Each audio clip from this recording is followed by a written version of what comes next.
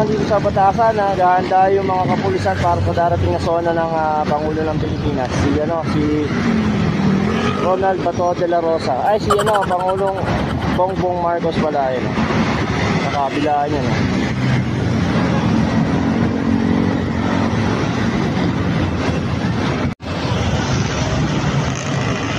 So, nakita nyo ito dito sa kahaba ng Commonwealth. Nakadami na sasakyan dito sa Dila-dila po yun, hanggang din yan sa papuntang Ever Dotesco. Hanggang dito sa may Batasan Pambansa. Dila-dila yung mga pulis yan sa Batasan yan. Para sa darating na zona ng Pangulo yan.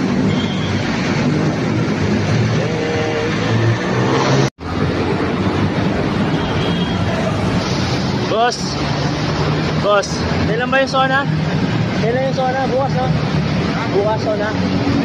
Ngayon pala yun. Ayun pala yun eh. Hindi ko kasi ako updated.